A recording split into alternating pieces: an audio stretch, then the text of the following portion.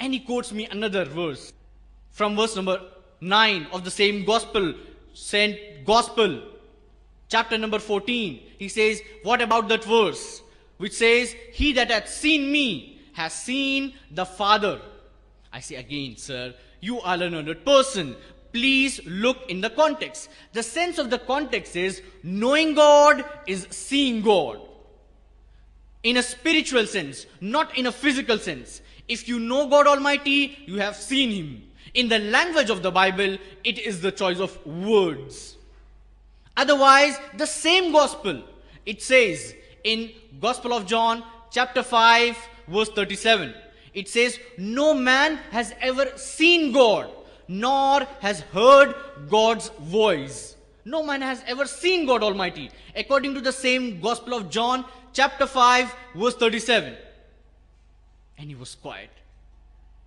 Another incident of one of the the Christian missionary, I was discussing with him. And he told me and emphasizing that Jesus is the Son of God.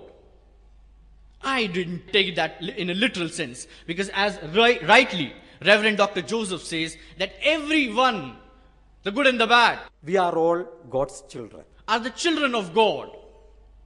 And the Bible says and mentions sons by tons in that matter.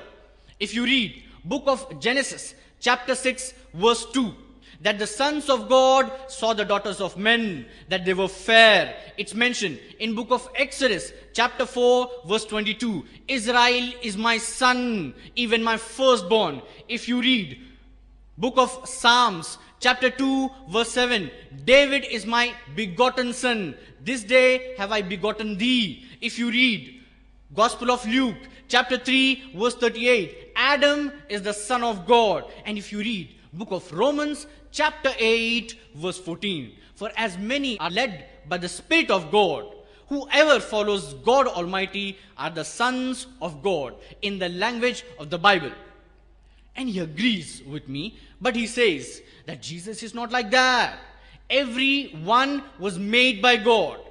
Adam and everything was made by God. But Jesus is not like that. Jesus is the begotten Son of God.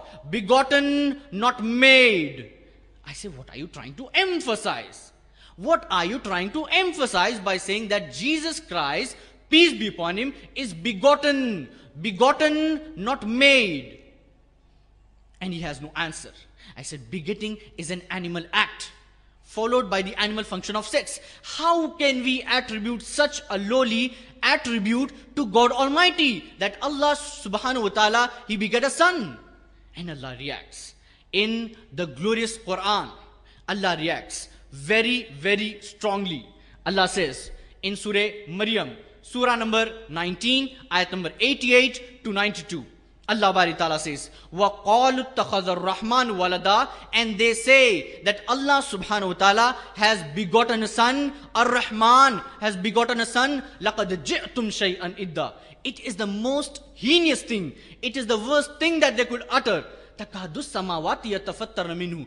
If the sky has the feeling that you and me have, it would have burst out. وَتَنْشَقُّ الْأَرْضُ. If the earth has the sense that you and me have, it would have split into asunder. وَتُخِرُّ الْجِبَالُ هَدَّا. And the mountains, if it has the feeling that you and me have, it will fall down into utter ruin. أَنْ دَعَوْا لِلرَّحْمَنِ وَلَدًا.